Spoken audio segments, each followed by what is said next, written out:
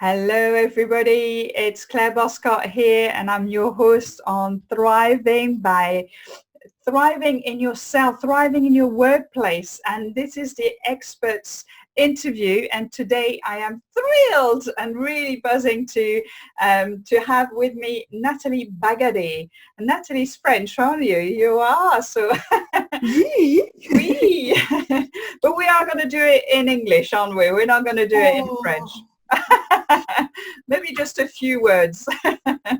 bonjour tout le monde. Bonjour Nathalie. So we met on Facebook. We met on connecting on LinkedIn. The two of us, and I think we have that kind of energy, and really, without knowing each other, we kind of connected pretty quickly, didn't we? Exactly. So Nathalie, you are the business enchantress. Isn't it just an amazing title? Yeah. I was Actually, reading it's quite a new title, you know. No, this is just beautiful. It really is beautiful, and I think it says what it is. What it is you actually do. It's quite. It's like sometimes you look at and you just think, what does that mean? But so, and I've read your bio, and oh my gosh, you've written lots of books as well. This is really impressive. That's how That's where I started, business. actually. Yeah, that's the beginning. The beginning started with the books. Okay. And as I was called more and more often to talk about them in public speeches, in book fairs, etc., I started to talk about the themes in my books.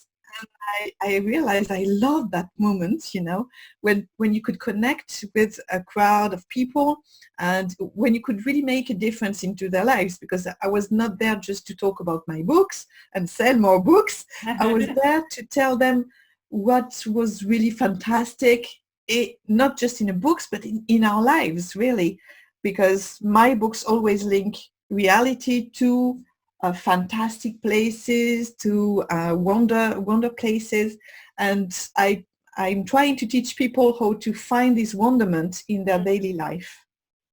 Yeah, and sometimes, I think I've learned to do a lot of visualization and vision boards, and kind of getting myself into a position where I can see myself doing it. When I'm doing a talk, a couple of days before, I kind of feel it, and it's quite powerful, isn't it? That kind of Exactly. Because when you visualize things, they tend to happen, and to happen the way you visualize them. So, of course, when I'm talking about fairies or magic, I'm not telling to people that an actual fairy is going to wait for them at home. I'm quite rational, but I'm trying to show them that even in a dull life, in boring life, you have some enchantments, but they just don't see it. So right. I'm having them open their eyes. Okay, so we are. I mean, the audience, the people who are listening to us today, they're employees. They want to go. I'm sure there's such a misengagement at the moment, disengagement of employees at work. What do you see the biggest challenges that you work when you work with companies? What are their employees' challenges, do you reckon?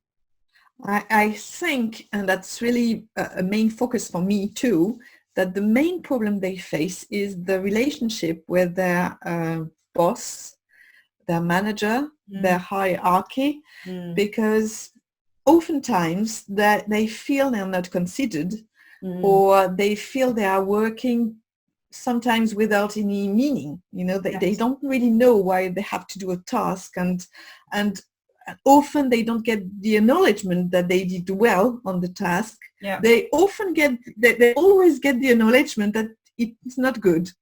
But when it's good, it's really rare when somebody acknowledges it. So I think that's one of the main problems they face. And of course, when you have a relationship problem with your boss, for example, it's not just one-sided.